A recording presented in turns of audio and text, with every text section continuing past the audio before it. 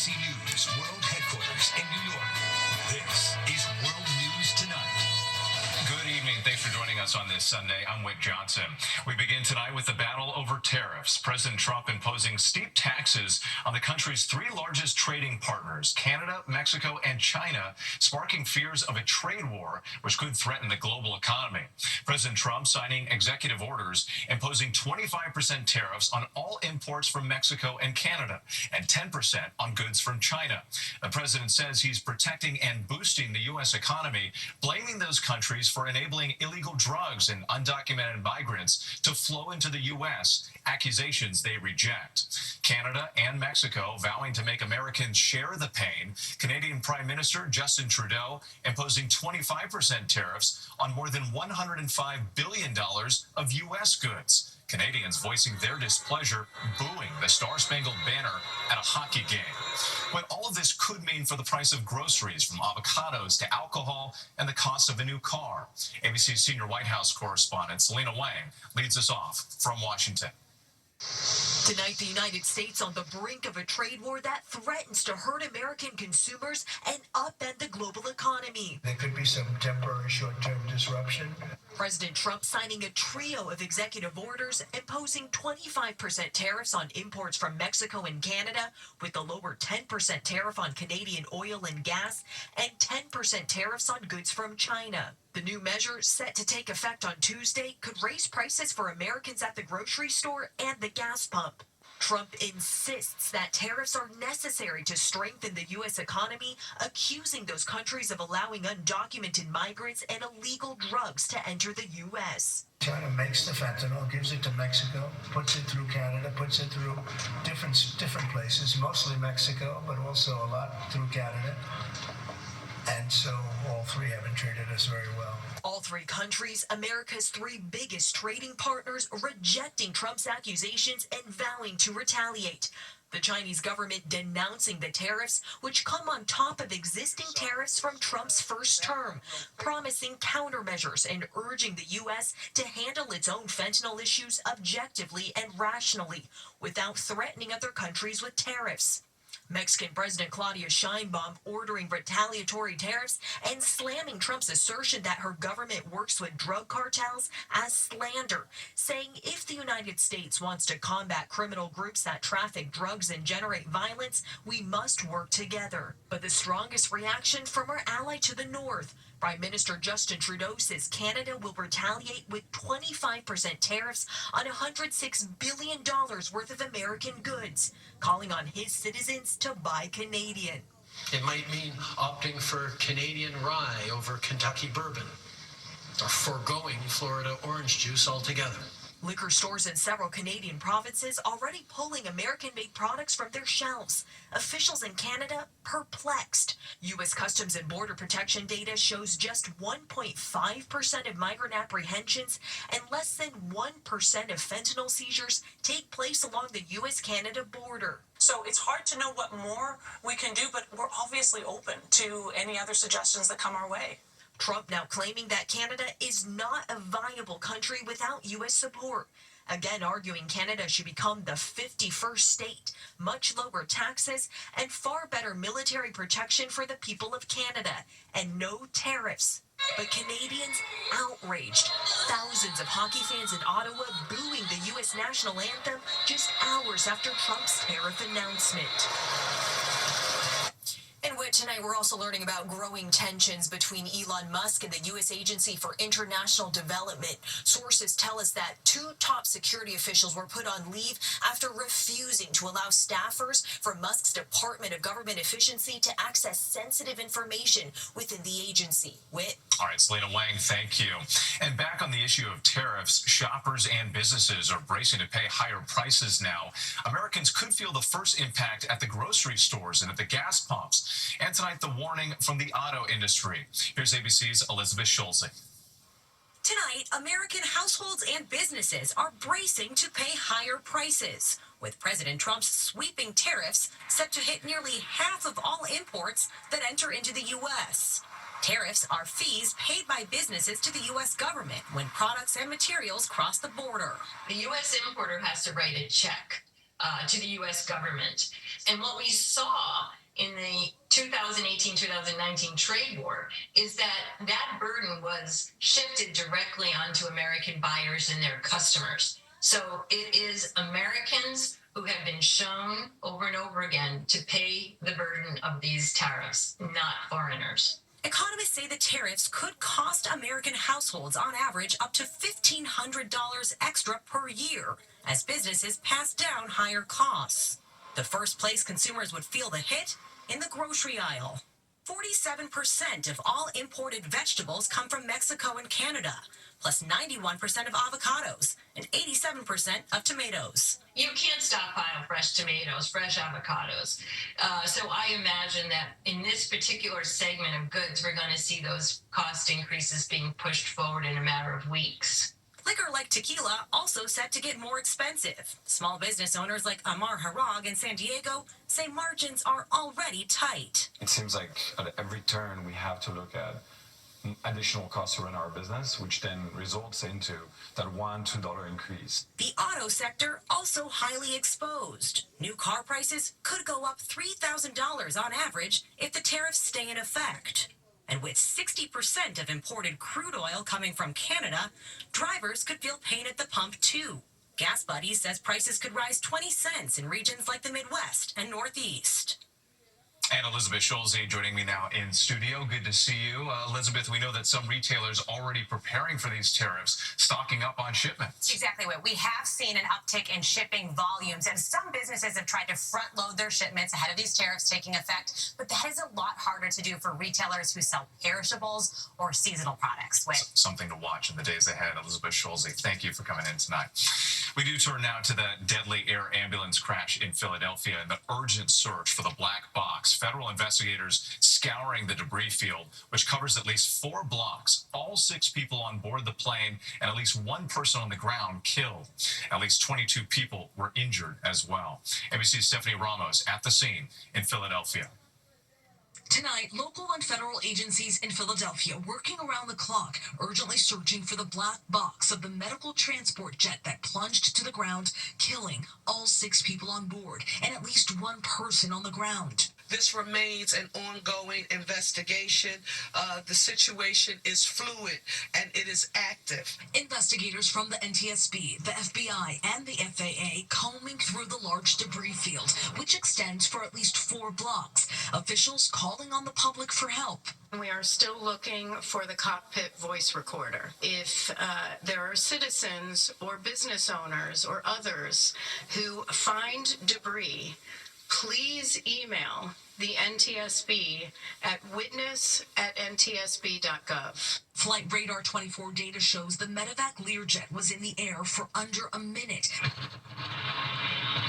The crash and fireball bringing this northeast Philadelphia neighborhood to a standstill. 5 nearby homes catching fire. The number of injured continuing to grow. At least 22 people now reportedly injured, 3 in critical condition. And tonight, Jet Rescue Air Ambulance identifying the 6 people on board the plane. Among them, 31-year-old Lizeth Murillo Osuna and her 11-year-old daughter, Valentina Guzman Murillo, who had just received medical care at nearby Shriners Children's Hospital. And Whit, here at the scene of the crash, this is a very large area, and there is a lot of damage. Teams have been conducting what's called grid searches. They're going house to house, inspecting homes in this area, looking for damage or plane debris. Yeah, a delicate task ahead. Stephanie Ramos, thank you. Next tonight, the recovery efforts at the Potomac crash site. Dozens of victims' families gathering near the scene for a memorial. Officials saying moments ago that 55 of the 67 victims have been recovered and identified. ABC's transportation correspondent Gio Benitez reports from Washington again tonight. Tonight, a solemn scene near the crash site where 67 people tragically lost their lives. Dozens of the victims' families gathering for a memorial ceremony on the runway at Reagan National Airport. These people have suffered a terrible loss. I will say that they are a strong group of families that are focused on getting their loved ones back. That crash between a Black Hawk helicopter and an American Airlines plane, the deadliest crash in the United States in nearly a quarter century. The NTSB working to determine if there were discrepancies in the tower radar seen by air traffic control, which may have shown the helicopter at 200 feet. Initial data indicates that he may have seen 200 feet. That needs to be verified. Our ATC group is working it. But some of the most trusted location data shows the crash happening at just over 300 feet, which is above the Black Hawk's allowed altitude of 200. Investigators now bringing in cranes to help lift the wreckage. So far, 55 bodies have been recovered from the river. Reuniting those lost in the tragic incident is really what keeps us all going. And we're learning more about those 67 lives lost Wednesday night. Aboard that Black Hawk, 3 soldiers, 28-year-old Ryan Austin O'Hara, 39-year-old Andrew Lloyd Eves, and 28-year-old Rebecca Lobach. Her family releasing a statement saying Rebecca was a warrior and would not hesitate to defend her country in battle. An Army captain, Rebecca also served as a White House military social aide, seen here escorting fashion designer Ralph Lauren during the Presidential Medal of Freedom ceremony just last month. Rebecca was a selfless servant. She was the type of person that would give you the shirt off her back if she needed to. Just so much heartache, and with the NTSB is now confirming that 5 people were in air traffic control at the time of the accident. 3 of them have already been interviewed. As for that wreckage, we're told it could take all week to pull it out of the Potomac. Gio Benitez for us, thank you. This week, Israeli Prime Minister Benjamin Netanyahu is heading to Washington, D.C. for a meeting with President Trump amid the ongoing Gaza ceasefire and hostage exchange. Let's bring in ABC's Britt Clennett in Tel Aviv. And Britt, the hostages include some Americans still in captivity.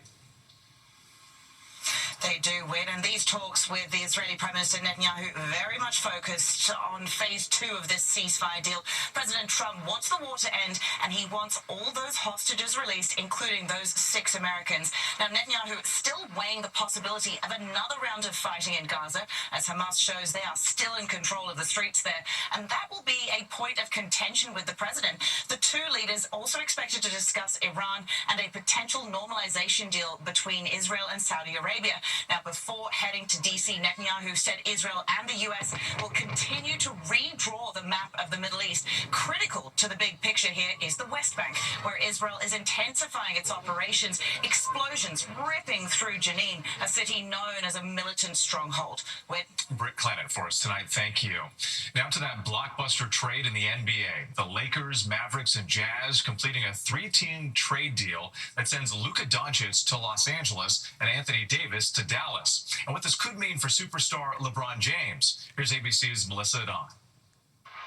Tonight, a seismic shift in the NBA. Superstar LeBron James has a new teammate after a blockbuster deal no one saw coming. A shocking NBA trade with massive implications for the Dallas Mavericks trading their franchise superstar Luka Doncic to the Los Angeles Lakers for former NBA champion Anthony Davis. The 5-time All-Star was the face of the Mavericks, leading them to the NBA Finals last season. But behind the scenes, concerns were growing. He was eligible for a 5-year, $350 million Supermax extension this offseason. And then they felt Anthony Davis was going to give them a better chance defensively and to potentially win a championship. For Dallas, it's a shocking move. They now move forward with 31-year-old Davis and Kyrie Irving. The trade coming as a shock to LeBron James, learning about it after Saturday's win in New York against the Knicks. 40-year-old James still one of the league's best players, but he now has Doncic to take the reins and future. There are going to be plenty of hypotheticals, but there are no indications that LeBron James is leaving Los Angeles. The Slovenian superstar is expected to train here in LA and join the Lakers. We'll be waiting to see how soon he takes the court and joins LeBron James. All right, Melissa Don, thanks so much. There's still much more ahead on World News Tonight this Sunday. The risk of dangerous flash floods in the West. And will it be an early spring? Punxsutawney Phil with his forecast. Plus 2 superstars, 2 jerseys retired and their impact on the game. Next night, just 1 week until Super Bowl 59. The Chiefs and the Eagles headed out to New Orleans today. Security is extra tight there. Hundreds of federal, state, and local officers on duty. Barricades have gone up with drones overhead. This comes after the New Year's truck attack that killed more than a dozen people. Well, the legal battle between actors Blake Lively and Justin Baldoni heads to court tomorrow. Lively and husband Ryan Reynolds hope to get Baldoni's defamation lawsuit dismissed. Lively has accused Baldoni of sexual harassment while making the film It Ends With Us. He denies it. When we come back, a winter warm-up and the threat of flash floods. To the index now, the world-famous groundhog, Punxsutawney Phil, saw his shadow. So you know what that means. Tradition says that means 6 more weeks of wintry weather. It won't feel that way, though, tomorrow in much of the country, especially in the south. Temperatures could be 20 to 30 degrees above normal. Houston could get into the 80s. Meanwhile, the atmospheric river that's pounding the west is expected to move into Southern California by Tuesday night, a storm raising the risk of flash flooding and mudslides in burn zones across LA County. And tonight's Grammy Awards will have a different tone as Los Angeles recovers from the wildfires. The organization has raised millions for those impacted by the disaster. On the music side of things, Beyonce leads the nominations with 11, making 99 for her career, the most of any artist. But will she finally take home Album of the Year for Cowboy Carter? Remarkably, she's never won that award. When we come back tonight, 22 times 2, a special honor for 2 of the best to play the game. The Oscars, hosted by Conan O'Brien, Sunday, March 2nd, live on ABC and Hulu. Finally tonight, the special honors for 2 of the best. 2 women, 2 undeniable legacies. Tonight, their jerseys raised to the rafters. A'ja Wilson, a 2-time Olympic gold medalist, 3-time WNBA MVP, winning 2 championships with the Las Vegas Aces, emotional, holding back tears as the South Carolina Gamecocks retired her number 22. Chase your dreams without fear. From West Des Moines, Iowa! Hours later, Caitlin Clark's number 22 jersey for the University of Iowa also retired. Today, the all-time women's NCAA Division I scoring leader, bringing one more sellout crowd to Carver Hawkeye Arena. The basketball phenom drafted number 1 overall in 2024, going on to play for the Indiana Fever, where she broke the WNBA's rookie scoring record with 789 points and was named Rookie of the Year. Inspiring future generations. She's my idol. It's really exciting to see how she plays. You learn a lot of moves because of her. In a previous interview, Clark telling our Robin Roberts about her impact on the sport. Somebody that inspired, not only the state of Iowa, but people around the country to, hopefully chase after your dreams, whether you're 5 years old or whether you're 90 years old. And both careers just getting started. Thanks so much for watching tonight. Have a great night.